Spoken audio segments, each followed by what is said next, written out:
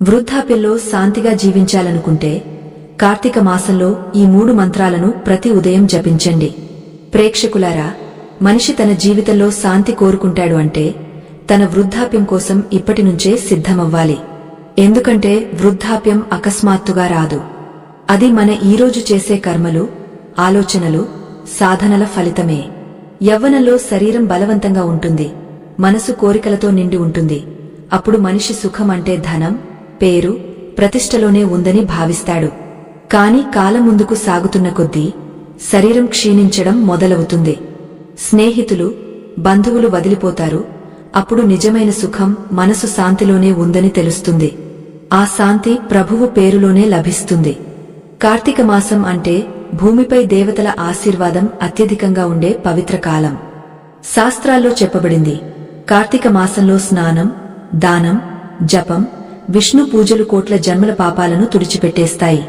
ఈ మాసం కేవలం పూజలకే కాదు, ఆత్మశుద్ధికి, కర్మశుద్ధికి, వచ్చే వృద్ధాప్యంలో సుఖం, శాంతి పొందడానికి కూడా. ఎవరైతే కార్తీక మాసంలో ప్రతి ఉదయం ప్రభువును స్మరిస్తాడో అతని జీవితంలో అద్భుతమైన మార్పులు వస్తాయి. దున్హకాలు, ఆందోళనలు, వైఫల్యాలు, రోగాలు క్రమంగా మాయమవుతాయి. సూర్యోదయంతో అంధకారం పారిపోయినట్లు.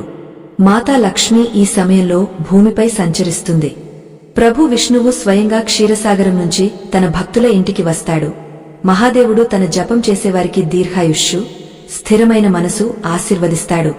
చెప్పబడింది, ఎవరైతే కార్తీక మాసంలో ప్రభువు పేరు తీసుకున్నాడో అతని జీవితం నుంచి దురదృష్టం శాశ్వతంగా పారిపోతుంది.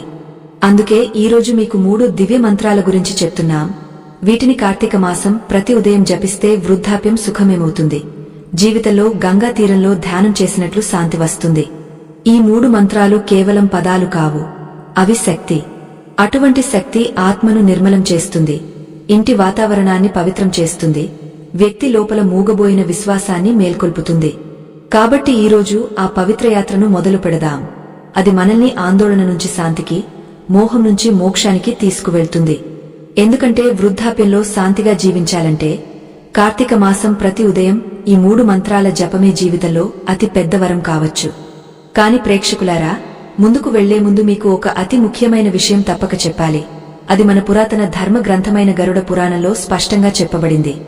ఎవరైతే ఏదైనా కథ, పూజ లేదా జపాన్ని అసంపూర్తిగా వదిలేస్తాడో అతడు జ్ఞానం నుంచి వంచితుడవడమే కాకుండా అతని కర్మలపై కూడా అసంపూర్తి ప్రభావం పడుతుంది. ఎందుకంటే అసంపూర్తి కథ కేవలం అసంపూర్తి మాత్రమే కాదు, అది మనసులో సందేహం, భ్రమ, అపూర్ణ సత్యం బీజాన్ని నాటుతుంది. ఆ బీజం చాలాసార్లు జీవిత దిశనే మార్చేస్తుంది.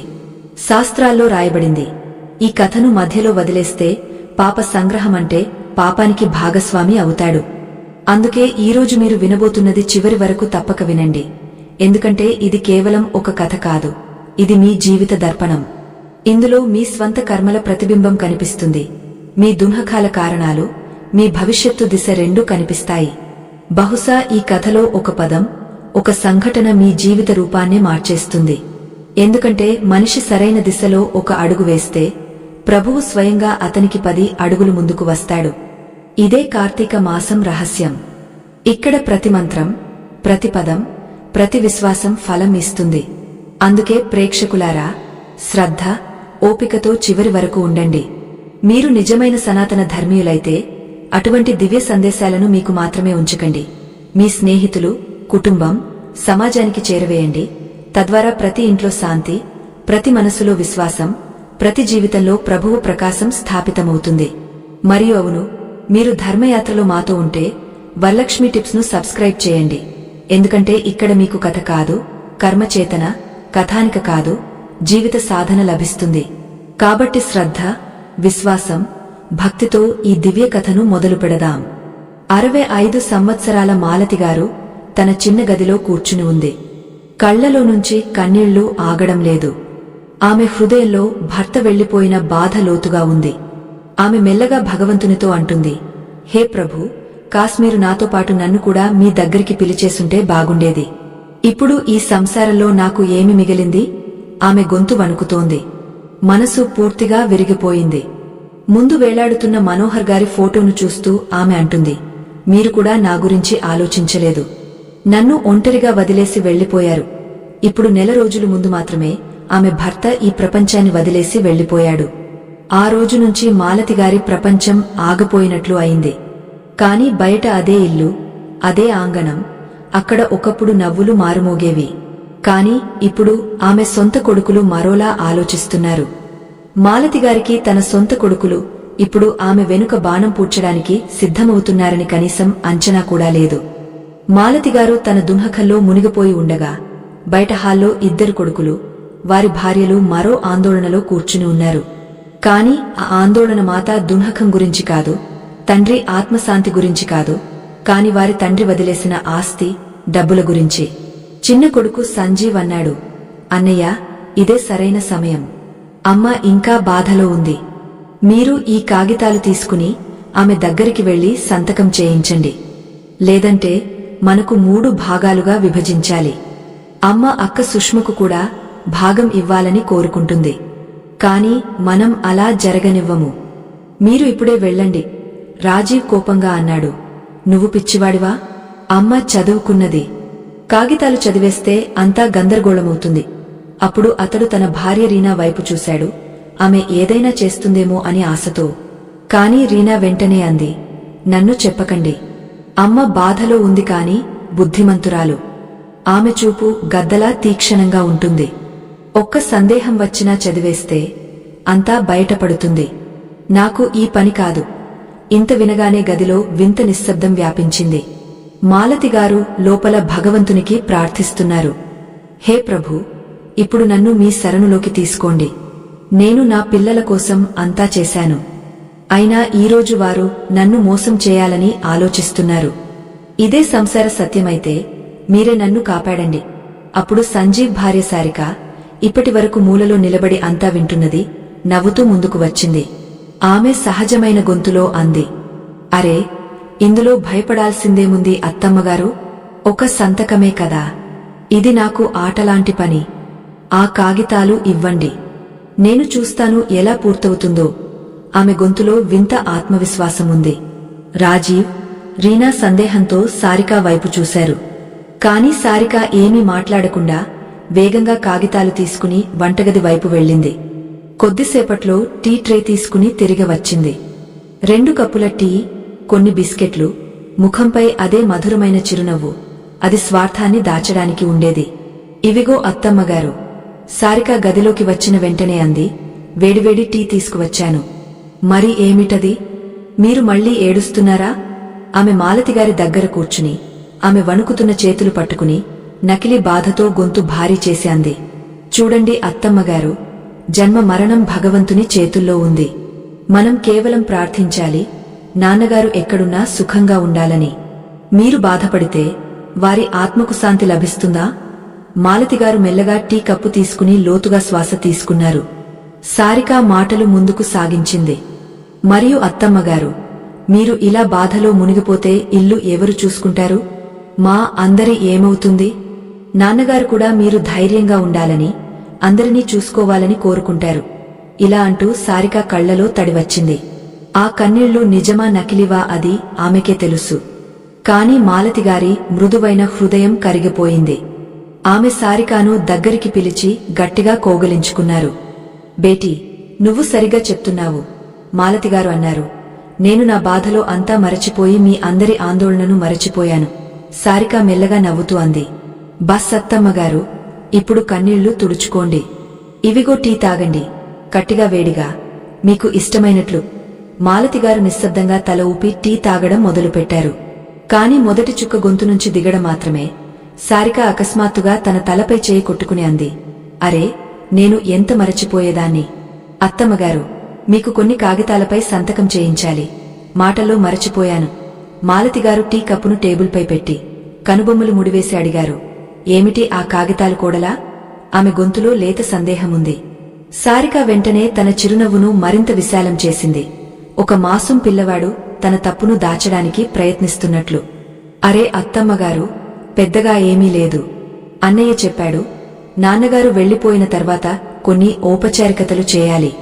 అవే సంబంధించిన కాగితాలు. ఇలా అని సారిక వేగంగా బయటకు వెళ్లి ఆ కాగితాలు తీసుకువచ్చింది. బస్ అత్తమ్మగారు, ఇక్కడ మరియు ఇక్కడ. ఆమె తన వేలు 2 చోట్ల పెట్టి అంది, మీరు త్వరగా సంతకం చేయండి, లేదంటే టీ చల్లారిపోతుంది. ఆమె గొంతులో అంత మధురత్వం, అంత ఆత్మీయత ఉంది, ఎవరైనా ఆమెపై సందేహం చేయలేరు. మాలతిగారు కాగితాల వైపు చూశారు. అద్దాలు తీసుకోవడానికి లేచారు. కానీ ఆగపోయారు.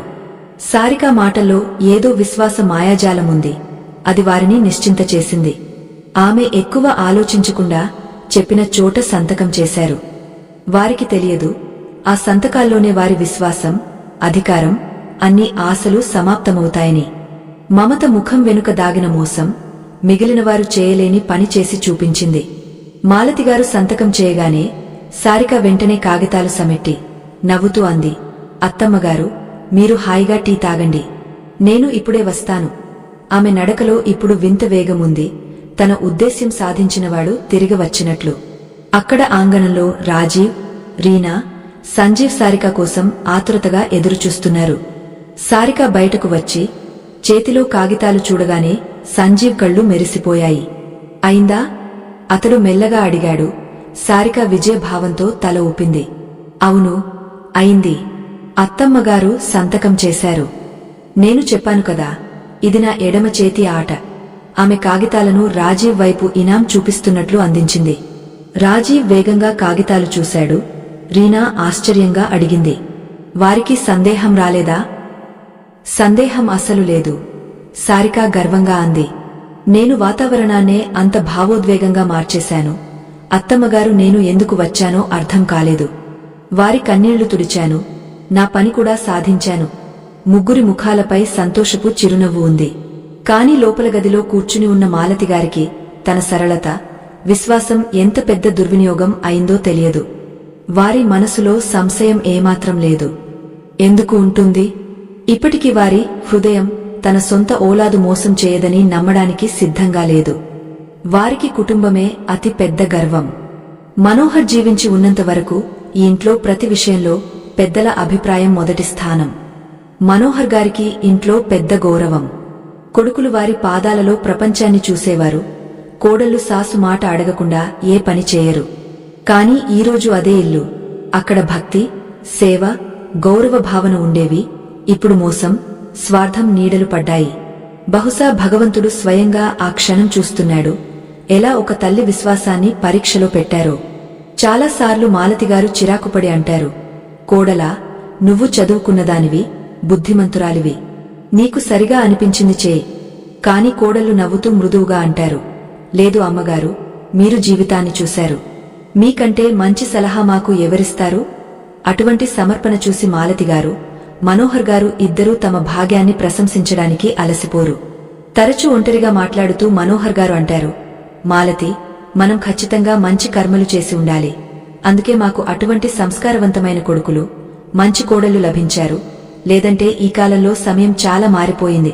మనోహర్ గారు ప్రభుత్వ ఉద్యోగం నుంచి రిటైర్ అయ్యారు. రిటైర్మెంట్ ముందు వారు తమ ఇద్దరు కొడుకులకు బట్టల దుకాణం తెరిచి ఇచ్చారు. దుకాణం చాలా బాగా నడుస్తోంది. ఇద్దరు కొడుకులు రాజీవ్, సంజీవ్ శ్రమతో దుకాణాన్ని నిర్వహిస్తారు.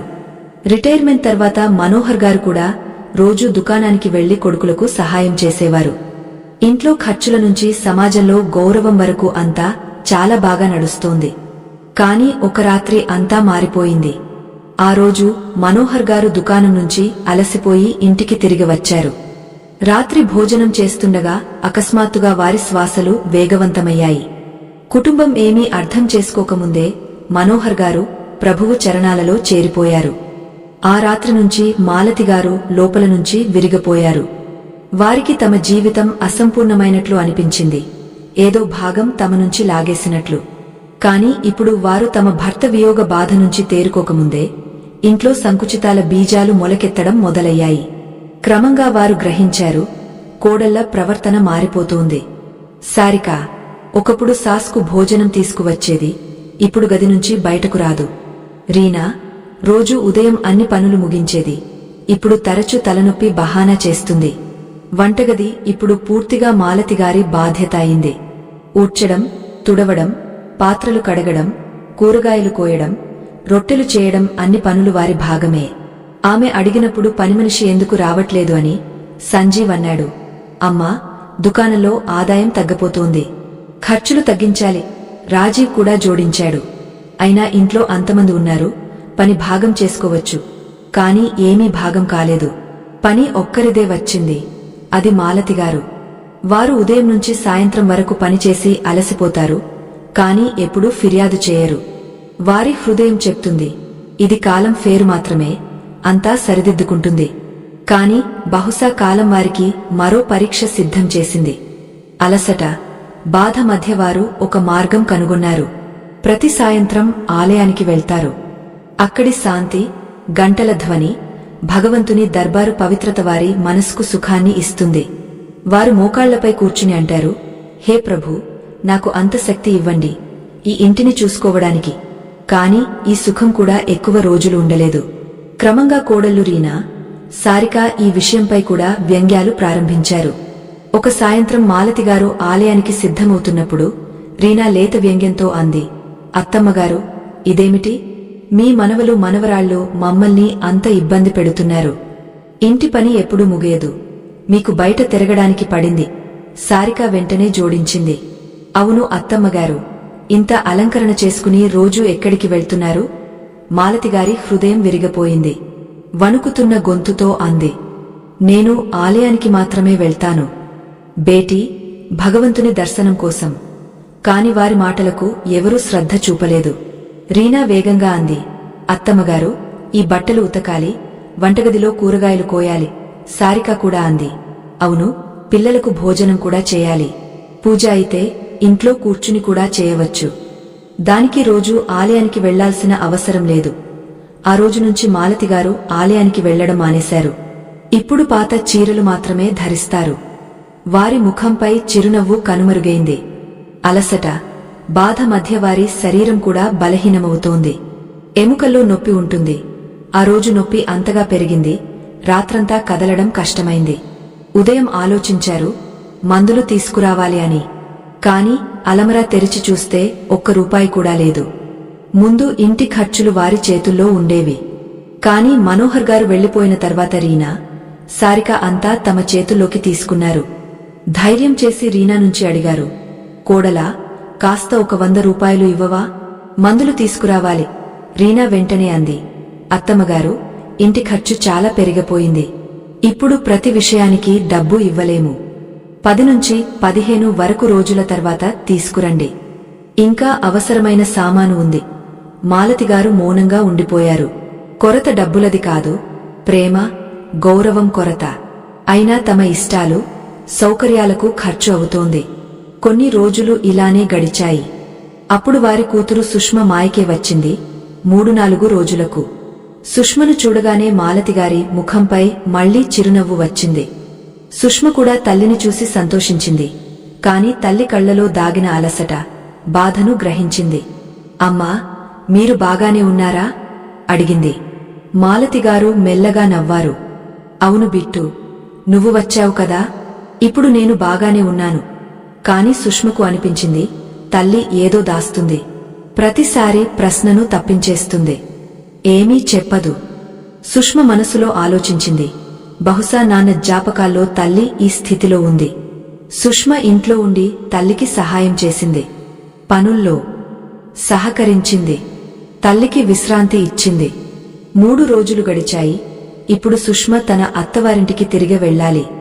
మాలతిగారి మనసు చాలా ఆందోళనగా ఉంది. ఎప్పటినుంచో వారి సంప్రదాయం, కూతురును ఖాళీ చేతులతో పంపరు. కాని ఇప్పుడు వారి దగ్గర ఏమీ లేదు. వారు రీనా, సారిక దగ్గరికి వెళ్లి అన్నారు, కోడలా, సుష్మ ఈరోజు వెళ్తుంది. ఆమెకు ఇవ్వడానికి కాస్త డబ్బు ఇవ్వు. రీనా ముఖం చిట్లించి అంది, అత్తమ్మగారు, ఎన్నిసార్లు చెప్పాలి, ఇంట్లో డబ్బు లేదు. సారిక కూడా అంది, ప్రతిసారి డబ్బు ఖర్చు చేయలేము. కూతురు మాయకే వచ్చింది. సేవ చేశాం, ప్రతిసారి ఇవ్వాలా? మాలతిగారి హృదయం పూర్తిగా విరిగిపోయింది. కాని ఏమీ అనలేదు. నిశ్శబ్దంగా కూర్చుని ఉండిపోయారు. కాని లోపల మనసు చాలా ఆందోళనగా ఉంది. ఆలోచిస్తున్నారు, నా బ్యాంక్ అకౌంట్లో మంచి డబ్బు ఉంది, అక్కడ నుంచి తీసుకురావచ్చు. మరుసటి రోజు రహస్యంగా బ్యాంకు వెళ్లారు. కౌంటర్ దగ్గర డబ్బు తీసుకోవాలని చెప్పగానే అక్కడ కూర్చున్న ఉద్యోగి చెప్పిన మాట విని మాలతిగారి కాళ్ల కింద నేల కదిలిపోయింది. ఉద్యోగ అన్నాడు, అత్తమ్మగారు, మీ అకౌంట్లో ఒక్క రూపాయి కూడా లేదు. మాలతిగారు ఆశ్చర్యపోయారు. ఏమంటున్నావు బేటా? నా అకౌంట్లో చాలా డబ్బు ఉంది. వారు వెంటనే బ్యాంక్ మేనేజర్ను పిలిచారు. మేనేజర్ శాంతంగా అన్నాడు, అత్తమ్మగారు, మీరే మీ సంతకాలతో కాగితాలు పంపారు. ఆ రిక్వెస్ట్ మీద మీ అకౌంట్ను శ్రీ రాజీవ్ వర్మతో జాయిన్ చేశాం. తర్వాత వారి ఆదేశంపై అన్ని డబ్బు క్రమంగా తీసేశారు. మాలతిగారి ముఖం పాలిపోయింది. కాని నేను ఎప్పుడూ జాయింట్ అకౌంట్ ఫారం భర్తీ చేయలేదు. నేను సంతకాలు చేయలేదు, వణుకుతున్న గొంతుతో అన్నారు. మేనేజర్ వినమ్రంగా ఒక ఫైల్ వారి ముందు పెట్టాడు. అత్తమ్మగారు, ఇది చూడండి. ఈ ఫారం మీరే సంతకం చేశారు. ఇందులో మీ అకౌంట్ను మీ కొడుకు శ్రీ రాజీవ్ వర్మతో జత చేయడానికి రిక్వెస్ట్ ఉంది. ప్రక్రియ పూర్తి అయిన తర్వాత అన్ని డబ్బు తీసేశారు. మాలతిగారు కొద్దిసేపు అక్కడే నిలబడి ఉండిపోయారు, జీవితం నుంచి ప్రాణం పోయినట్లు. వణుకుతున్న చేతులతో ఆ ఫారం తీసుకుని చూశారు, భయపడిపోయారు. సంతకాలు వారివే. వారికి ఆ రోజు జ్ఞాపకం వచ్చింది. సారికా టీ తీసుకువచ్చి 2 కాగితాలపై సంతకం చేయించింది. ఇప్పుడు అంతా అర్థమైంది. మధురమైన మాటలు, నకిలీ బహానాలు, ప్రేమ నటన అంతా ఒక పెద్ద మోసం. వారి సాదాసిదా విశ్వాసం, హృదయం అంతా దోచుకున్నారు. వణుకుతున్న గొంతుతో అడిగారు, మరి నా భర్త మనోహర్ గారి అకౌంట్ ఏమైంది? అందులో దాదాపు 70 లక్షలు ఉన్నాయి. బ్యాంక్ మేనేజర్ ఫైళ్లు చూస్తూ శాంతంగా అన్నాడు. అత్తమ్మగారు, ఆ అకౌంట్ ఇప్పుడు మూసివేయబడింది. ఎందుకంటే శ్రీ మనోహర్ గారి మరణం తర్వాత అందులో నామినీ ఎవరూ లేరు. కాబట్టి మరణ ప్రమాణపత్రం, కుటుంబ సమ్మతి పత్రం ఆధారంగా అకౌంట్ మూసివేశాం. మిగిలిన మొత్తం మీ కొడుకులు శ్రీ రాజీవ్ వర్మ, శ్రీ సంజీవ్ వర్మ అకౌంట్లకు ట్రాన్స్ఫర్ చేశాం. మీ సంతకాలు ఆ కాగితాలపై కూడా ఉన్నాయి. ఇంత వినగానే మాలతిగారి చేతులు వణుకడం మొదలయ్యాయి. తల తిరిగింది. శరీరంలో జీవం లేదు. వారికి జ్ఞాపకం వచ్చింది. సారికా మధురమైన మాటలు, నకిలీ సానుభూతి, దాని వెనుక పెద్ద మోసం దాగ ఉంది. ఆ ఫారంలు, వాటిపై చదవకుండా సంతకం చేశారు. అవి ఇప్పుడు వారి జీవితంలో అతి పెద్ద తప్పు అయ్యాయి. ఒక్క సంతకం, అంతా సమాప్తం. మాలతిగారి కళ్ల నుంచి కన్నీళ్లు జారుతున్నాయి. ఆమె పెదవులు వణుకుతున్నాయి. హే ప్రభూ, ఇది నా సొంతవారు, నా సొంత కొడుకులు, నా సొంత కోడళ్ళు. అంత పెద్ద మోసం చేయగలరా? వారు కష్టంగా తమను తాము సంభాళించుకున్నారు. మెల్లగా అడుగులు లాగుతూ ఇంటికి తిరిగి వచ్చారు. ముఖంపై హవాయిలు ఎగురుతున్నాయి.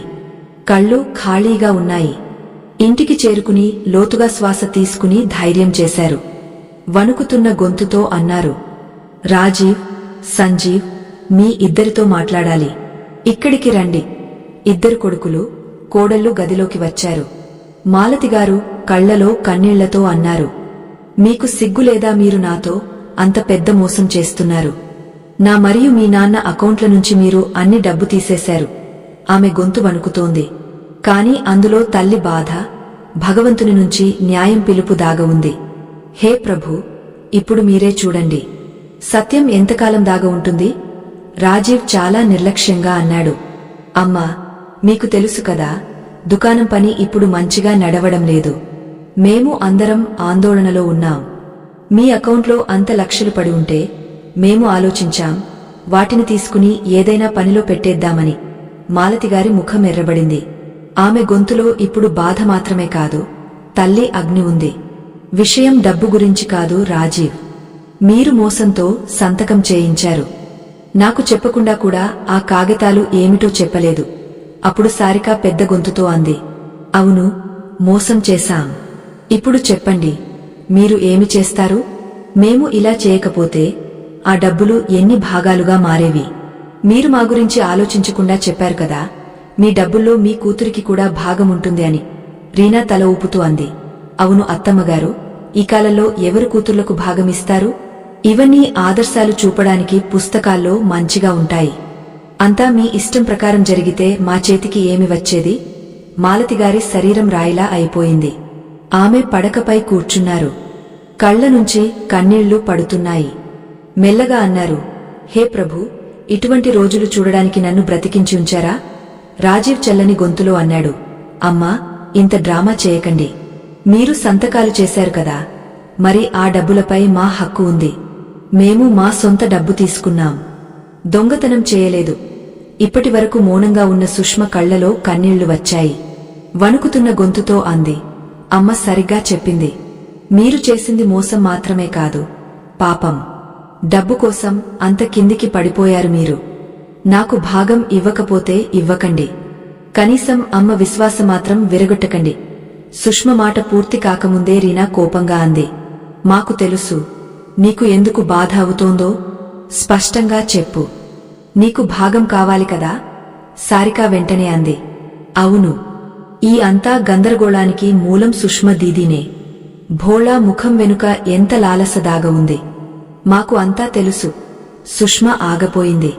ఆమె తన అన్నల వైపు చూసింది. ఎవరైనా సహాయం చేస్తారేమో అని ఆశ. కాని రాజీవ్ చల్లని గొంతులో అన్నాడు, సుష్మ, మా ఇంట్లో జోక్యం చేసుకోవాల్సిన అవసరం లేదు. నువ్వు నీ ఇంటికి వెళ్ళు. ఇక్కడ ఏమి చేయాలి? మమ్మల్ని మేము చూసుకుంటాం. సంజీవ్ కూడా అన్నాడు. అవును, ఇప్పుడు నీకు ఇక్కడ ఏ పని లేదు. నాన్న లేడు, అమ్మను మేము చూసుకుంటాం. నువ్వు నీ ఇంటికి తిరిగి వెళ్ళు. సుష్మ కళ్ళు నిండిపోయాయి. ఆమె కోపం, బాధతో తన బ్యాగ్ తీసుకుని ద్వారం వైపు నడిచింది. మెల్లగా కాని దృఢంగా అంది, ఈరోజు నేను వెళ్తున్నాను. మళ్ళీ ఈ ఇంటికి రాను. భాగం కోసం కాదు, రిష్టా భిక్ష కోసం కాదు. ద్వారం బలంగా మూసుకుపోయింది.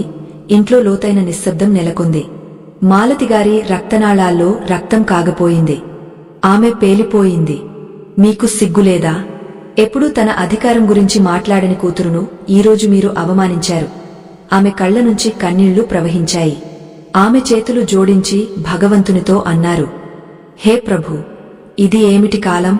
ప్రేమ, భక్తి నివసించిన ఇంట్లో ఈరోజు సొంత పిల్లలు తమ తల్లికి బాధ ఇస్తున్నారు. హే ఈశ్వరా, ఇప్పుడు మీరే న్యాయం చేయండి. రాజీవ్ చిరాకుగా అన్నాడు, అమ్మా, ఇంత హై వోల్టేజ్ డ్రామా చేయకండి. మేము తెలుసు, మీరు ఈ వయస్సులో ఎక్కువ మెదడు ఉపయోగిస్తున్నారు. ఈ ఇంట్లో ఉండాలంటే నిశ్శబ్దంగా, మర్యాదగా ఉండండి. లేదంటే మీరు కూడా ఇల్లు వదిలి వెళ్లవచ్చు.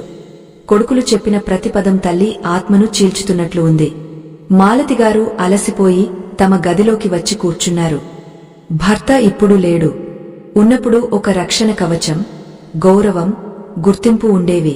కూతురును అంత సున్నితంగా చెప్పి ఇప్పుడు ఆమె కూడా తిరిగరాదు. కొడుకులకు ఎప్పుడు వారి అవసరం లేదు. మాలతిగారు ఆలోచిస్తున్నారు, ఇప్పుడు ఎవరికోసం బ్రతకాలి? ఎందుకు బ్రతకాలి? వారి మొత్తం రాత్రి కదలడం కష్టమైంది. ఉదయం మొదటి కిరణం గదిలోకి వచ్చింది. మాలతిగారి మనసు పూర్తిగా విరిగిపోయింది. ఆమె తమ గది నుంచి బయటకు వచ్చారు. ఎవరితో ఏమీ మాట్లాడలేదు, ఎవరూ అడగలేదు. నిశ్శబ్దంగా ఇంటి నుంచి బయటకు వెళ్లి కాలువ వైపు వెళ్లే రోడ్డుపై నడిచారు. ఆమె రోడ్డు మధ్యలో నడుస్తున్నారు. చుట్టూ వాహనాల హార్న్ శబ్దాలు ఉన్నాయి, కాని వారికి ఏమీ వినిపించడం లేదు. ముందు నుంచి ఒక వేగవంతమైన ట్రక్ అదుపు తప్పి వస్తోంది. జీకొనడం కేవలం కొన్ని క్షణాల దూరం. కాని సరిగ్గా ఆ క్షణంలో వెనుక నుంచి ఎవరో వారిని బలంగా లాగా పక్కకు తీసుకున్నారు. ఇద్దరూ రోడ్డు పక్కన పడిపోయారు. ధూళి, రాళ్ల మధ్య ఇద్దరికీ గాయాలయ్యాయి. మాలతిగారికి ఎక్కువ గాయాలయ్యాయి. వారి మోకాళ్లు, మోచేతుల నుంచి రక్తం కారుతోంది. వాహనాల శబ్దాల మధ్య ఆ వ్యక్తి పెద్దగా అరిచాడు, మీరు బాగానే ఉన్నారా? మీరు ఏమి చేయబోతున్నారు? మాలతిగారి చెవుల్లో ఒక భారీ శబ్దం పడింది. వారు మెల్లగా కళ్ళు తెరిచి ముందు ఒక మధ్య వయస్సు వ్యక్తిని చూశారు. వారి వయస్సు మాలతిగారి వయస్సు లాంటిదే. ముఖంపై ఆందోళన ఉంది, కళ్లలో కరుణ. అతడు అన్నాడు, నేను సమీప దుకాణం నుంచి సామాను తీసుకోవడానికి వచ్చాను. అకస్మాత్తుగా మిమ్మల్ని రోడ్డుపై ఇలా చూశాను. అంత పెద్ద ట్రక్ కనిపించలేదా మీకు? మాలతిగారి కళ్ళు తడిగా ఉన్నాయి.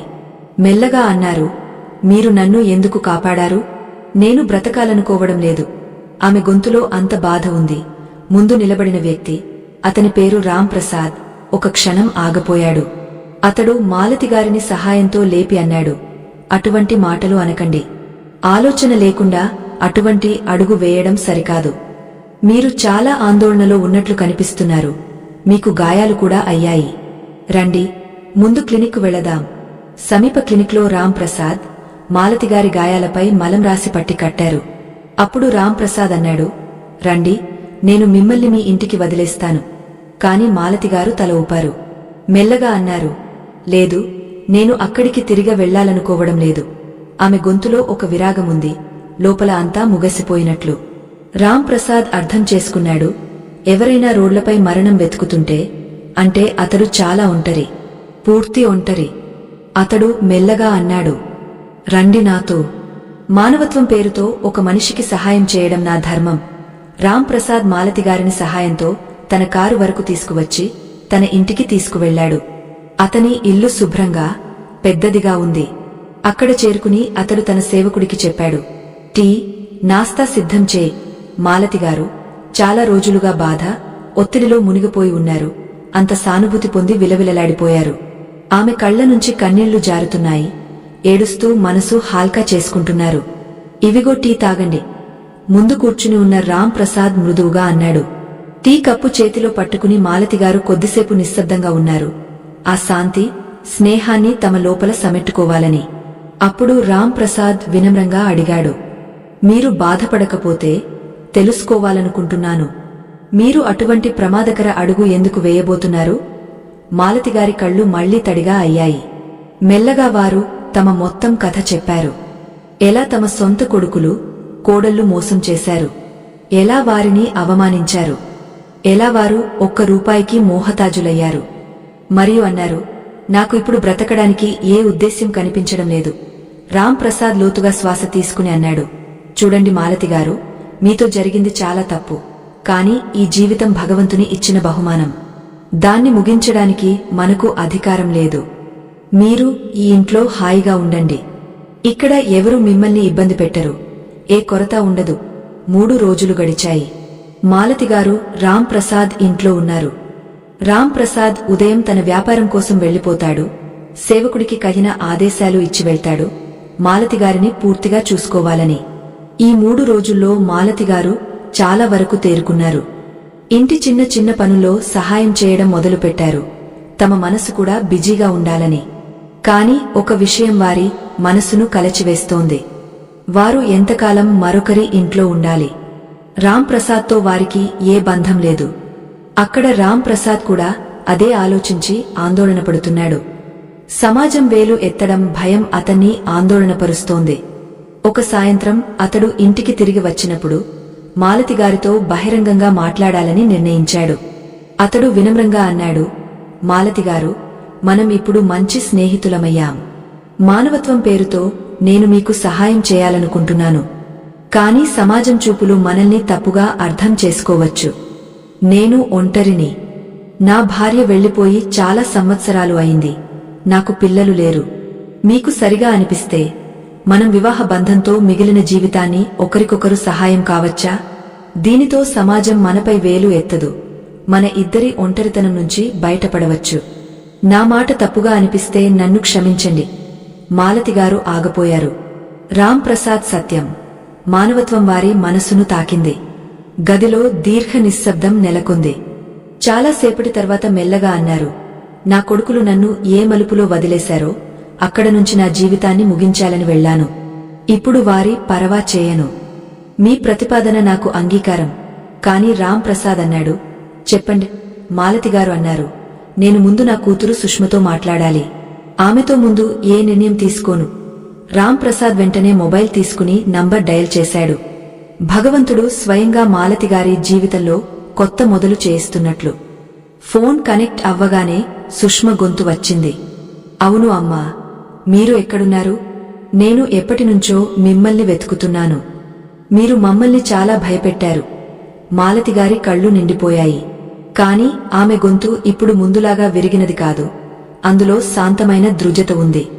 నేను బాగానే ఉన్నాను బిట్టు. మరియు ఈరోజు నీతో చాలా ముఖ్యమైన మాట చెప్పాలి. వారు తమ చిరునామా చెప్పి కూతురును రమ్మని చెప్పారు. కొద్దిసేపటి తర్వాత సుష్మ ఆ ఇంటికి చేరుకుంది.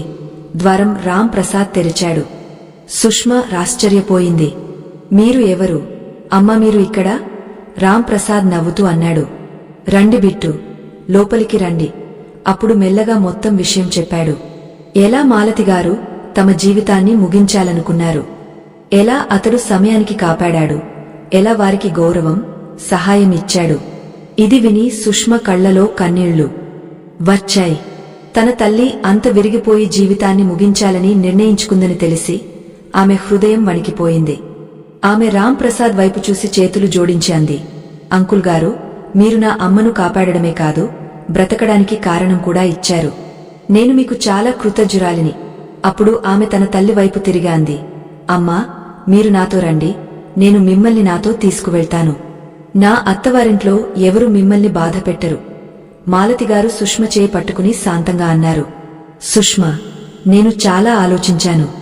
నేను ఇక్కడే ఉండి నా జీవితానికి కొత్త మొదలు పెట్టాలనుకుంటున్నాను.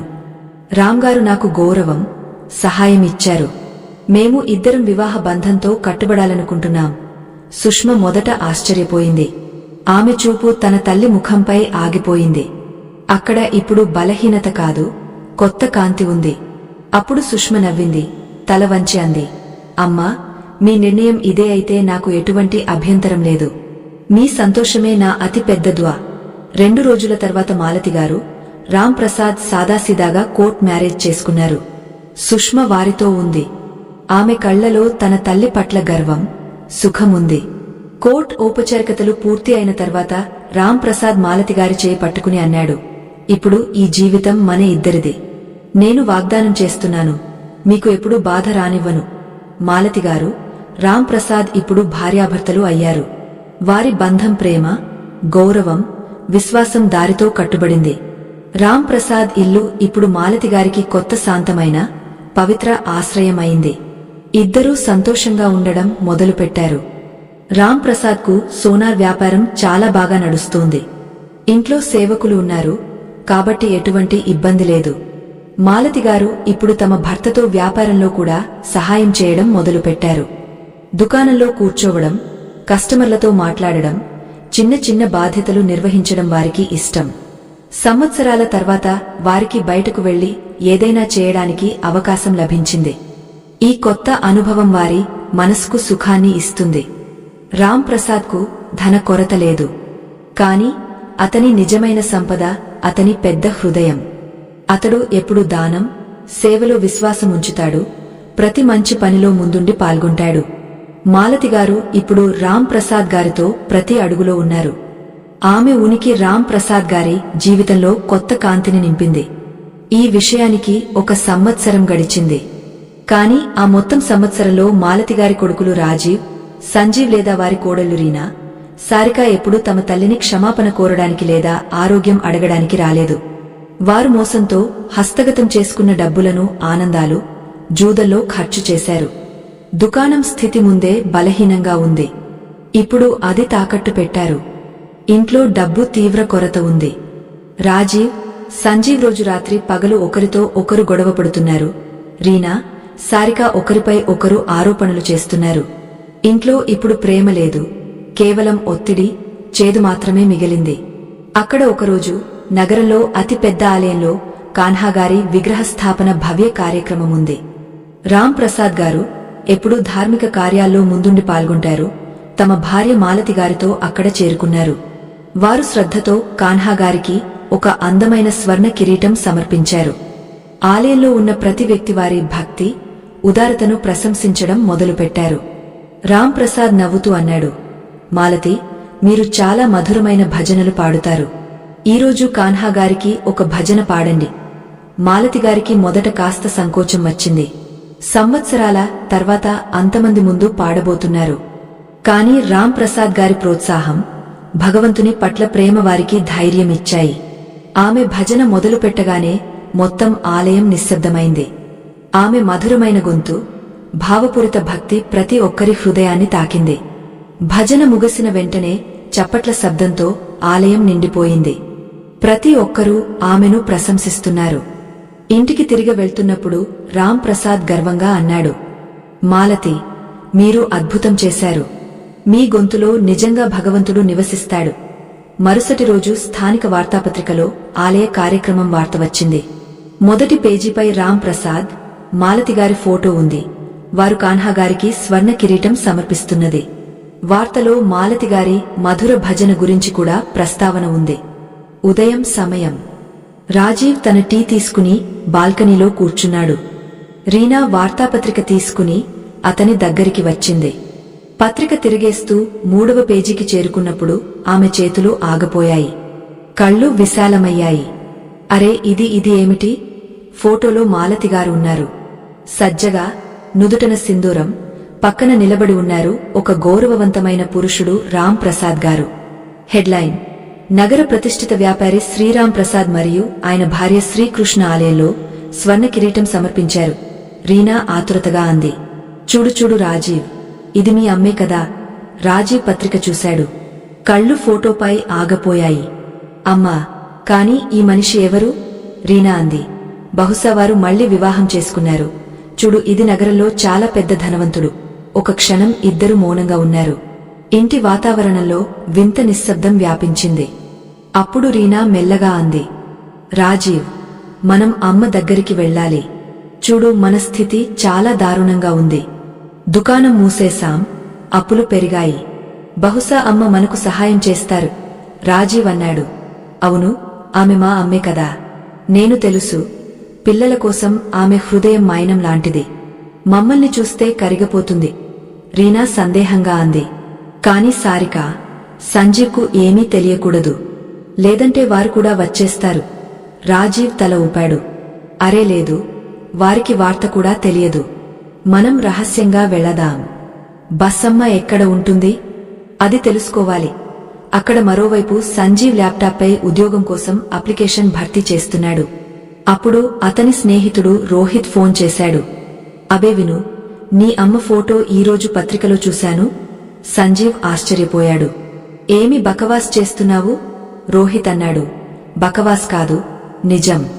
నీ అమ్మ ఫ్యాషన్ జ్యువెలరీ మాలిక్ శ్రీరామ్ ప్రసాద్తో వివాహం చేసుకుంది. ఆలయంలో స్వర్ణ కిరీటం చదివారు. మొత్తం వార్త ఫోటోతో వచ్చింది. సంజీవ్ వెంటనే ల్యాప్టాప్ తెరిచి న్యూస్ సైట్కు వెళ్లి వార్త చూశాడు. ఫోటోను జూమ్ చేశాడు. అతని కళ్ళు విశాలమయ్యాయి. అరే, ఇది నిజంగా అమ్మే. అతడు ఫోటోను చూస్తూ ఉండిపోయాడు. కళ్లలో ఆశ్చర్యం కాదు, లాలస చమకుంది. అతడు పెద్దగా అరిచాడు. సారిక, చూడు, అత్తమ్మగారు ఏదో ధనవంతుడితో వివాహం చేసుకున్నారు. ఈ రామ్ ప్రసాద్ చిన్న మనిషి కాదు, చాలా పెద్ద సోనార్. అతనికి జ్యువెలరీ షోరూమ్ ఉంది. మనం అమ్మ దగ్గరికి వెళ్ళాలి. బహుశా ఆమె ఇప్పుడు మనకు సహాయం చేస్తుంది. సారిక ఫోటో చూసింది. కళ్ళు విప్పార్చాయి. అవును, వెళదాం. ఇప్పుడు సమయం మనకు కూడా తిరగవచ్చు. మరుసటి రోజు రాజీవ్, రీనా రహస్యంగా రామ్ ప్రసాద్ చిరునామా కనుగొని అతని ఇంటికి చేరుకున్నారు. రీనా తన నకిలీ చిరునవ్వు పెట్టి ద్వారం తట్టింది. ద్వారం రామ్ ప్రసాద్ స్వయంగా తెరిచాడు. అతని చూపులు రాజీవ్, రీనాపై ఆగాయి. ముఖంపై గంభీరత ఉంది. అతడు అడిగాడు, మీరు ఎవరు? అతడు తెలుసు, ఇదేవారు మాలతిగారితో మోసం చేసినవారు. రాజీవ్ జిజ్ఞాసగా అన్నాడు, నేను మాలతిగారి కొడుకును. ఇది నా భార్య. అమ్మను కలవడానికి వచ్చాం. రామ్ ప్రసాద్ ఏమీ అనలేదు. చేతి ఇషారంతో వారిని లోపలికి పిలిచాడు. రాజీవ్, రీనా లోపలికి వచ్చిన వెంటనే వారి కళ్ళు మిరుమిట్లు గొల్పాయి. ఇల్లు సాదాగా ఉంది కాని అందులో సంపద వాసన ఉంది. శుభ్రమైన వాతావరణం, అందమైన ఫర్నిచర్, ప్రతి మూలలో శాంతి, భక్తి భావన. రీనా మెల్లగా రాజీవ్ చేయి నొక్కింది. చూడు, అత్తమ్మగారి భాగ్యం పూర్తిగా మారిపోయింది. రాజీవ్ కళ్లలో లాలస మెరుస్తోంది. కాని అతడు ఏమీ మాట్లాడకముందే హాల్లో కూర్చుని ఉన్న సంజీవ్, సారికాను చూసి అతని అడుగులు ఆగపోయాయి. మీరు ఇక్కడ? రాజీవ్ కనుబొమ్మలు ముడివేశాడు. సారిక వ్యంగ్యంగా అంది. ఎందుకు? మాకు తెలియదని ఆలోచించావా? పత్రిక అందరి ఇంటికి వస్తుంది అన్నయ్య. సంజీవ్ నవ్వుతూ అన్నాడు. మాకు చాలా కష్టంగా అమ్మ చిరునామా తెలిసింది. ఒకసారి వారిని కోల్పోయాం. ఇప్పుడు మళ్లీ కోల్పోవాలనుకోవడం లేదు. అతని గొంతులో మధురత్వముంది. కాని చూపులు రామ్ ప్రసాద్ ఇంటి సాన్పై ఆగాయి. అప్పుడు మాలతిగారు హాల్లోకి వచ్చారు. వారి ముఖంపై తేజస్సు ఉంది. అటువంటి చమక్ లోపలి శాంతి, ఆత్మవిశ్వాసం నుంచి వస్తుంది. వారు ఇప్పుడు ముందులాగా విరిగినవారు కాదు, గరిమ, భక్తితో నిండినవారు. రాజీవ్, రీనా, సంజీవ్, సారిక ఒక క్షణం ఆగపోయారు. రీనా మురమురలాడింది. అమ్మా, అత్తమ్మగారు. వారు తమ తల్లిని ఈ కొత్త రూపంలో గుర్తించలేకపోతున్నారు. నలుగురు వారి దగ్గరికి పరిగెత్తారు. రాజీవ్ వారి పాదాలు తాకి నకిలీ కన్నీళ్లతో అన్నాడు, అమ్మా, మేము మిమ్మల్ని ఎక్కడెక్కడ వెతకలేదు. మాకు చాలా పెద్ద తప్పు జరిగింది. మీతో అటువంటి ప్రవర్తన చేసి మేము పాపం చేశాం. మమ్మల్ని క్షమించండి. సంజీవ్, సారిక కూడా వారి పాదాలలో పడిపోయారు. సారిక ఏడుస్తూ అంది, అమ్మా, మీరు మమ్మల్ని 100 చెప్పులతో కొట్టినా కాని మాతో రండి. మీ లేకుండా ఆ ఇల్లు ఇల్లులా అనిపించడం లేదు. రీనా సిసకుతూ అంది, అత్తమ్మగారు, మేము చేసింది చాలా తప్పు, కాని ఇప్పుడు మారాలనుకుంటున్నాం. ఒక అవకాశం ఇవ్వండి. మాలతిగారి కళ్ళు నిండిపోయాయి. తమ కొడుకులు, కోడళ్లు ఇలా పాదాలలో పడిపోవడం చూసి వారి హృదయంలో మమత సాగరం ఉప్పొంగింది. ఒక క్షణం వారికి ఆ రోజులు జ్ఞాపకం వచ్చాయి. ఈ పిల్లలు తమ ఆంచలలో ఆడుకునేవారు. కాని అప్పుడు వారి నుదుటపై లేత ముడిపడింది. రామ్ ప్రసాద్ గారి మాట జ్ఞాపకం వచ్చింది. మాలతి, మీ మోసగాళ్ల కొడుకులను మాఫ్ చేసినా మళ్లీ వారిపై విశ్వాసం పెట్టకండి. మాలతిగారు మనసులో తమను తాము ఒప్పించుకున్నారు. మాలతి, భావోద్వేగాల్లో కొట్టుకుపోకు. మరియు సినిమాలాగా పాత రోజులు వారి ముందు తిరిగాయి. ఆ రోజు కొడుకులు మోసంతో తమ మరియు మనోహర్ గారి అకౌంట్ల నుంచి అన్ని డబ్బు తీసేశారు. ఆ క్షణం వారు ₹1 మోహతాజులయ్యారు. ఆ దృశ్యం సుష్మను అవమానించి ఇంటి నుంచి తరిమేశారు. మరియు ఆ క్షణం వారు ఆత్మహత్య ఉద్దేశ్యంతో కాలువ వైపు వెళ్లారు. మాలతిగారు తమ కన్నీళ్లను ఆపుకున్నారు. కళ్ళు ఆరబెట్టాయి. కాని గొంతు ఇప్పుడు దృఢంగా, శాంతంగా ఉంది. ఆమె అంది, చూడండి పిల్లలా, మీరు నన్ను కలవడానికి వచ్చారు. ఇది మంచిది. కాని ఇప్పుడు నేను మీ తల్లిగా కాదు, శ్రీరామ్ ప్రసాద్ గారి భార్యగా ఇక్కడ నిలబడి ఉన్నాను. మీ ఆ తల్లి ఆ రోజు చనిపోయింది. మీరు ఆమె గౌరవాన్ని విరిచిన రోజు. ఆమె సంపదను దోచుకున్నారు. ఆమెను అంత ఒంటరిగా చేశారు. ఆమె మరణించాలనుకుంది. ఆ రోజు రామ్గారు నన్ను కాపాడకపోతే నేను ఈరోజు మీ ముందు ఉండేదాన్ని కాదు. నా జీవితం భగవంతుని ఇచ్చినది. ఈ జీవితంపై ఇప్పుడు నా భర్త హక్కు మాత్రమే. మీ తల్లి ఇక్కడ ఉండదు. ఆమె చాలా కాలం క్రితం చనిపోయింది. ఇప్పుడు మీరు వెళ్ళవచ్చు. ఇలా అని మాలతిగారు ద్వారం వైపు ఇషారా చేశారు. రాజీవ్, సంజీవ్, రీనా, సారిక ఆగపోయారు. వారికి ఆశ ఉంది, తమ తల్లి మమతలో కరిగ వారిని క్షమిస్తుందని. కాని ఈ రూపం వారికి అన్నీ అపరిచితం. రాజీవ్ చివరి ప్రయత్నం చేశాడు. అమ్మా, మాకు నిజంగా పశ్చాత్తాపముంది. మాకు ఒక అవకాశం. కాని మాలతిగారు చేయి ఎత్తి అతన్ని ఆపారు. బేటా, నేను మీ రక్తం తెలుసు. ఈరోజు కూడా మీ కళ్లలో అదే లాలస చూస్తున్నాను. ఆ రోజు ఉన్నది. మీరు నన్ను మోసం చేసినప్పుడు ఇప్పటివరకు మౌనంగా ఉన్న రామ్ ప్రసాద్ ముందుకు వచ్చి అన్నాడు, మీరు అంతా విన్నారు. ఇది నా భార్య నిర్ణయం. ఇప్పుడు దయచేసి వెళ్ళండి. నలుగురు మనసు మసలుకుని ద్వారం వైపు నడిచారు. తిరిగా మాలతిగారిని చూస్తున్నారు. బహుశా వారి హృదయంలో మళ్లీ మమత మేల్కొంటుందేమో. కాని మాలతిగారు చూపులు తిప్పేశారు. ద్వారం మూసుకుపోగానే మాలతిగారి కళ్ల నుంచి 2 చుక్కల కన్నీళ్లు జారాయి. రామ్ ప్రసాద్ ఆమె చేయి పట్టుకుని మృదువుగా అన్నాడు, మాలతి, మీరు పూర్తిగా సరిగా చేశారు. వారి హృదయంలో మీ పట్ల గౌరవం లేదు. వారు మీ ప్రేమకు అర్హులు కాదు. అప్పుడు అతడు ఆకాశం వైపు చూసి అన్నాడు, హే ప్రభూ, ఈరోజు న్యాయం జరిగింది. మీరు జీవితాన్ని తిరిగి ఇచ్చినది ఇప్పుడు గౌరవంతో బ్రతుకుతోంది. కాబట్టి స్నేహితులారా, మాలతిగారి ఈ నిర్ణయం మీకు సరిగా అనిపించిందా? అవును అయితే మీ అభిప్రాయం తప్పక రాయండి. ప్రేక్షకులారా, ఈ కథ ఇక్కడే ముగియదు. ఇంకా మనం ఆ 3 మంత్రాలు తెలుసుకుంటాం. కార్తీక మాసంలో ప్రతి ఉదయం జపిస్తే వృద్ధాప్యంలో ఎప్పుడూ బాధపడరు. కాబట్టి ప్రేక్షకులారా, మీ విలువైన సమయాన్ని వృధా చేయకుండా ఆ 3 మంత్రాలు తెలుసుకుందాం. మొదటి మంత్రం గాయత్రి మంత్రం. జ్ఞానం, శాంతి, ప్రకాశం. సోదరులు, సోదరీమణులు, ఉదయం ఆ సమయం జ్ఞాపకముందా? ఆకాశం లేత బంగారు రంగులో ఉంటుంది. గాలిలో చల్లదనం, సుఖం కలిసి ఉంటాయి. ఆ సమయంలో భగవంతుడు తనకు అతి సమీపంగా ఉంటాడు. ఆ సమయంలో మనిషి నిజమైన మనసుతో ప్రభువు పేరు తీసుకుంటే అతని అన్ని దుఃఖాలు, భయాలు, గందరగోళాలు కరిగిపోతాయి. మెల్లగా కళ్ళు మూసుకోండి. లోతుగా శ్వాస తీసుకోండి. మనసులో అనండి, హే ప్రభు, ఈరోజు మీ పేరుతో మొదలు పెడుతున్నాను. నాకు జ్ఞానం ఇవ్వండి. నాకు శాంతి ఇవ్వండి. ఇప్పుడు మీ పెదవుల నుంచి ఆ పవిత్ర పదాలు బయటకు రండి. అనాది కాలం నుంచి మన ఋషులు జపించినవి. ఓం భూర్భువ స్వః తత్సవితుర్వరేణ్యం భర్గో దేవస్య ధీమహి ధియో యో నః ప్రచోదయాత్. ఈ పదాలు మీ నాలుక నుంచి బయటకు వచ్చినప్పుడు మీ తలపై ఉదయించే సూర్యుని బంగారు కిరణాలను అనుభవించండి. ఊహించండి, ప్రతి కిరణం మీ లోపలి అంధకారాన్ని తుడిచిపెట్టేస్తుంది. ప్రతి శ్వాసతో మీ బుద్ధి, మనసు, ఆత్మ అంతా ప్రకాశంతో నిండుతుంది. ఈ మంత్రం చెప్తుంది, హే సవితాదేవా, మా బుద్ధిని ప్రకాశవంతం చేయి. మా ఆలోచనలకు సరైన దిశ ఇవ్వు. ఇదే వృద్ధాప్యంలో అతి అవసరం. సరైన ఆలోచన, శాంతమైన మనసు, స్థిరమైన బుద్ధి.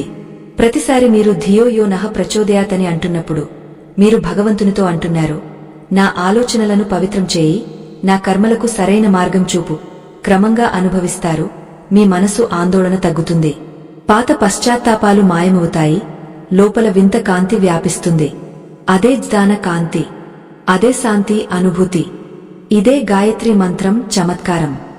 ఇది కేవలం పదాలు కాదు, ఇది ఆ శక్తి మీ లోపలి ప్రతి నెగటివ్ను కాల్చేస్తుంది. ఎవరైతే దీన్ని నిజమైన మనసుతో రోజు జపిస్తాడో అతని ముఖం మెరుస్తుంది, అతని కళ్లలో సుఖం వస్తుంది, అతని ఆలోచనలో దివ్యత నివసిస్తుంది. వృద్ధాప్యంలో శాంతిగా జీవించాలనుకుంటే ఈ మంత్రాన్ని మీ ఉదయం భాగం చేసుకోండి. ఎందుకంటే మనసు ప్రకాశంతో నిండినప్పుడు జీవితం అంధకారం స్వయంగా మాయమవుతుంది. రెండవ మంత్రం మహామృత్యుంజయ మంత్రం, భయం, మరణం నుంచి ముక్తి మంత్రం. ఇప్పుడు కళ్ళు మూసుకోండి, లోతుగా శ్వాస తీసుకోండి. మీ హృదయంలో భగవాన్ శివుని పేరు జ్ఞాపకం చేసుకోండి. ఊహించండి, కైలాస పర్వతంపై మంచు చాదర్ వేసి ఉంది, చుట్టూ శాంతి ఉంది. మెల్లని గాలిలో గంగా సంగీతం ప్రవహిస్తోంది. అక్కడ ఒక దివ్యకాంతి ఉంది, అందులో మధ్యలో భగవాన్ శివుడు విరాజమానంగా ఉన్నాడు. అతని జటల నుంచి గంగా జారుతోంది. నుదుటపై చంద్రుడు మిలమిలలాడుతున్నాడు. కళ్లలో కరుణ ఉంది, ముఖం నుంచి చల్లని ప్రకాశం వ్యాపిస్తోంది. అతని చుట్టూ మంచు ధ్వని, డమరు మెల్లని గంజి, పాము మణి చమక్తో మొత్తం బ్రహ్మాండం నమస్కరిస్తుంది. శివుడు ఆ సమయంలో ఏమీ మాట్లాడడు, కేవలం నవ్వుతాడు. ఆ నవ్వు భక్తికి వరం అవుతుంది. ఇప్పుడు మీ మనసులో ఆ దివ్య దృశ్యాన్ని స్థాపించండి. మెల్లగా మనసులో ఈ మహామంత్రం అనండి. ఓం త్రయంబకం యజామహే సుగంధిం పుష్టివర్ధనం ఉర్వారుకమివ బంధనాన్ మృత్యోర్ముక్షీయ మామృతాత్. ప్రతి పదాన్ని అనుభవించండి. ఓం అనేది ఆ శబ్దం, అందువల్ల మొత్తం సృష్టి నడుస్తుంది. త్రయంబకం అనేది భగవాన్ శివుని పేరు. అతనికి 3 నేత్రాలు ఉన్నాయి. ఒక నేత్రంతో భూతాన్ని చూస్తాడు, మరొకటితో భవిష్యత్తును, మూడవదితో సత్యాన్ని. యజామహే అంటే మేము అతని పూజ చేస్తాం, నమస్కరిస్తాం. సుగంధిం పుష్టివర్ధనం అంటే మా జీవితంలో సుగంధం, స్థిరత్వం నింపేవాడు, మా ఆత్మను పోషించేవాడు. ఉర్వారుకమివ బంధనాన్ అంటే పండిన పండు బెల్లం నుంచి స్వయంగా విడిపోయినట్లు మమ్మల్ని జన్మ, మరణ బంధాల నుంచి ముక్తి చేయి. మృత్యుర్ముక్షీయ మామృతాత్. హే మహాదేవా, మరణ భయం నుంచి ముక్తి చేసి మాకు అమరత్వ అనుభూతి ఇవ్వు. ఇది కేవలం ఒక మంత్రం కాదు, ఇది ఆ శక్తి జీవితం, మరణం మధ్య నిలబడి అంటుంది, భయపడకు, నేను నీతో ఉన్నాను. ఎవరైతే ఈ మంత్రాన్ని నిజమైన మనసుతో జపిస్తాడో అతడు మరణాన్ని కాదు, మోక్షాన్ని పొందుతాడు. చెప్పబడింది, ఈ మంత్రం మొదట ఋషి మార్కండేయకు శివుడు ఇచ్చాడు. యమరాజు స్వయంగా అతన్ని తీసుకువెళ్లడానికి వచ్చినప్పుడు మార్కండేయ బాలుడు, కాని అతని విశ్వాసం అచంచలం. అతడు భగవాన్ శివుని ఈ మహామంత్రం జపించడం మొదలుపెట్టాడు. యమరాజు ఫందా నుంచి తప్పించుకున్నాడు. ఆ రోజు నుంచి ఈ మంత్రం మరణంపై విజయం ప్రతీక అయింది. అందుకే దీన్ని మహామృత్యుంజయ అని అంటారు. మీరు ఈ మంత్రం జపించినప్పుడు మనసులో అదే విశ్వాసముంచండి, మార్కండేయది లాంటిది. మరణం వస్తుంది కాని నేను ఒంటరిని కాదు, నాతో నా భగవాన్ శివుడు ఉన్నాడు. ప్రతి జపంతో ఊహించండి, శివుడు మీ ఆత్మ చుట్టూ తన త్రిశూలంతో రక్షణ చక్రం సృష్టిస్తున్నాడు. ప్రతి ఓంతో మీ లోపల భయం కరిగిపోతుంది. ప్రతి మృత్యోర్ముక్షీయ మామృతాతో మీ జీవితంలో అమృత జ్యోతి వెలుగుతుంది. ఉదయం సమయంలో ఈ మంత్రం జపం అతి ఫలవంతం. స్నానం తర్వాత శాంత మనసుతో దీపం వెలిగించి ఉత్తర దిశకు ముఖం పెట్టి జపించండి. ఒక్కొక్క అక్షరాన్ని జాగ్రత్తగా అనండి. గొంతులో శ్రద్ధ ఉండాలి, హృదయంలో సమర్పణ. మీరు కావాలంటే రుద్రాక్షమాలతో 108 సార్లు జపించండి, లేదా సమయం లేకపోతే కనీసం 27 సార్లు నిజమైన మనసుతో అనండి. ప్రతిరోజు మీరు ఈ మంత్రం జపించినప్పుడు అనుభవిస్తారు, మీ శరీరం హాల్కాగా అనిపిస్తుంది. మనసులో ఉన్న భయం మాయమైంది, లోపల స్థిరత వచ్చింది. మీరు కనుగొంటారు, చిన్న చిన్న ఆందోళనలు ఇప్పుడు మిమ్మల్ని ఇబ్బంది పెట్టవు. ఎందుకంటే మీ లోపల ఇప్పుడు శివుని ఆశీర్వాదం మేల్కొన్నది. వృద్ధాప్యంలో శరీరం బలహీనమవుతుంది, శ్వాసలు భారీగా అనిపిస్తాయి, హృదయంలో ఇప్పుడు నా ఏమవుతుంది అని భయం వస్తుంది. అప్పుడు ఈ మహామృత్యుంజయ మంత్రం జీవిత సహాయం అవుతుంది. ఇది శిక్షిస్తుంది. మరణం ఏమీ అంతం కాదు. ఇది కేవలం ఒక ద్వారం. అందులో శాంతి, ముక్తి, స్వయంగా శివుడు ఉన్నాడు. ఎవరైతే ప్రతి ఉదయం ఈ మంత్రం జపిస్తాడో అతని ఇంట్లో రోగాలు నిలవవు, భయం నిలవదు, మనసులో నిరాశ నిలవదు. ఈ మంత్రం ఆత్మను నిర్భయం చేస్తుంది, జీవితాన్ని దీర్ఘకాలం శాంతిపూర్వకం చేస్తుంది. శివుడు అంటాడు, ఎవరైతే నన్ను నిజమైన మనసుతో పిలుస్తాడో నేను అతన్ని మరణ ముఖం నుంచి కూడా తీసుకువస్తాను. అందుకే హే సాధక, కార్తీక మాసం ప్రతి ఉదయం సూర్యుడు ఉదయించినప్పుడు, భూమిపై మొదటి కెరణ పడినప్పుడు భగవాన్ శివుని ఈ మహామంత్రం అనండి. మీ శరీరం శాంతంగా ఉంటుంది, మనసు స్థిరంగా ఉంటుంది, ఆత్మ నిర్భయమవుతుంది. ఎందుకంటే ఓం త్రయంబకం ధ్వని ఎక్కడ మారుమోగుతుందో అక్కడ మరణ భయం లేదు, కేవలం శివుని ఆశీర్వాదం మాత్రమే ఉంటుంది. మూడవ మంత్రం లక్ష్మీ మంత్రం. ఇంట్లో సుఖం, గౌరవం, సంతోషం మంత్రం. ఇప్పుడు ఊహించండి, ఉదయం సమయం, దీపంలో మెల్లగా వెలుగుతోంది, ఇంట్లో లేత వాసన వ్యాపిస్తోంది, మనసులో శాంతి ఉంది, సుఖం ఉంది. మాతా స్వయంగా మీ ఇంట్లోకి అడుగుపెడుతున్నట్లు. మాతా లక్ష్మి, ఆమె చరణాల నుంచి ధనం కాదు, శాంతి, ప్రేమ, గౌరవం గంగా ప్రవహిస్తుంది. ఆమె నవ్వుతుంది, ఆమె ఆశీర్వాదం మొత్తం ఇంటిని కాంతితో నింపుతుంది. ఇప్పుడు మెల్లగా మనసులో ఈ మంత్రం జపించండి. ఓం శ్రీ హ్రీం క్లీం ఐం నమః లేదా ఓం శ్రీ శ్రీ మహాలక్ష్మి నమః. ఈ మంత్రం అనేప్పుడు మనసులో ఒక భావం మేల్కొల్పండి. హే మాతా లక్ష్మి, ధనం మాత్రమే కాదు, అటువంటి హృదయం ఇవ్వు, అందులో ప్రేమ ఉండాలి. అటువంటి ఇల్లు ఇవ్వు, అందులో గౌరవం ఉండాలి. అటువంటి జీవితం ఇవ్వు, అందులో సంతోషముండాలి. ఈ మంత్రం మీ పెదవుల నుంచి బయటకు వచ్చినప్పుడు ఊహించండి, మాతా కమలాసనంపై విరాజమానంగా ఉంది. ఆమె 4 చేతుల్లో కరుణ, జ్ఞానం, సౌభాగ్యం, ఆశీర్వాదం వర్షం కురుస్తోంది. ఆమె చరణాల నుంచి బంగారు జ్యోతి మీ ఇంటి ప్రతి మూలకు చేరుతోంది. ఎక్కడ ముందు ఆందోళన ఉండేదో ఇప్పుడు అక్కడ సుఖం ఉంది. ఎక్కడ ముందు గొడవ ఉండేదో ఇప్పుడు అక్కడ ప్రేమ ఉంది. ఈ మంత్రం డబ్బు కోసం మాత్రమే కాదు, ఇది ఆ సంపదకు ఆహ్వానం. అందులో మనసు తృప్తి, కుటుంబ ఐక్యత దాగ ఉంది. ఎందుకంటే ధనం అప్పుడే నిలుస్తుంది, ఇంట్లో శాంతి ఉన్నప్పుడు. శాంతి అప్పుడే వస్తుంది మాతా లక్ష్మి ప్రసన్నమైనప్పుడు. ప్రతి ఉదయం ఈ మంత్రం జపించేప్పుడు మీ ఇంటి ఆలయంలో లేదా ఏదైనా శాంత మూలలో కూర్చోండి.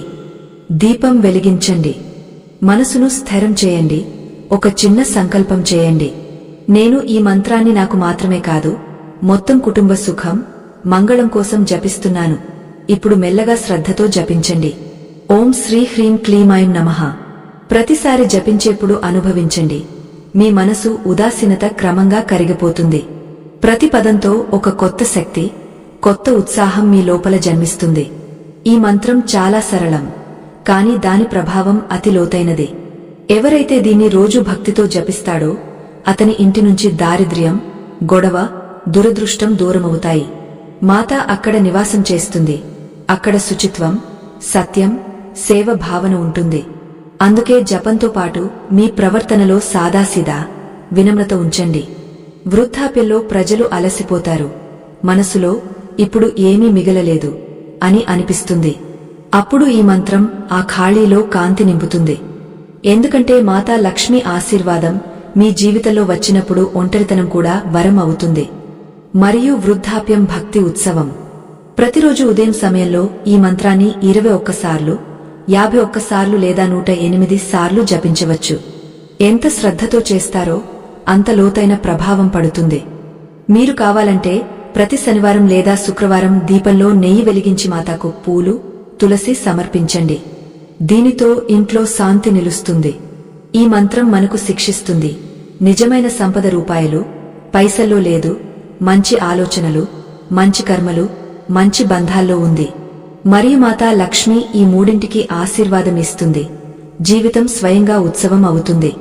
అందుకే సోదరులు, సోదరీమణులు, మీరు వృద్ధాప్యంలో శాంతిగా జీవించాలనుకుంటే కార్తీక మాసం ప్రతి ఉదయం ఈ మంత్రం తప్పక జపించండి.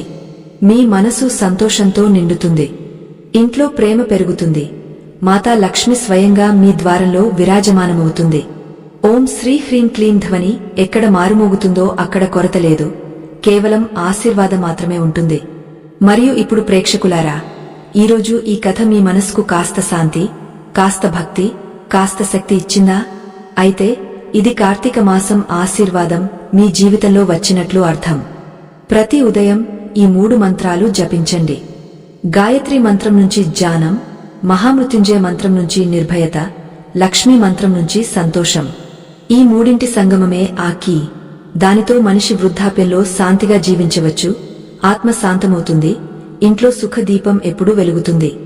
మీకు ఈ కథ ఇష్టమైతే, ఈ పంక్తుల్లో నిజమైన అనుభూతి పొందితే మా ఛానల్ భైరం టాక్స్ ను తప్పక సబ్స్క్రైబ్ చేయండి. ఎందుకంటే ఇక్కడ ప్రతి పదంలో భక్తి ఉంది, ప్రతి కథలో సీఖు ఉంది, ప్రతి వీడియోలో ఆ ఈశ్వర స్పర్శ దాగి ఉంది.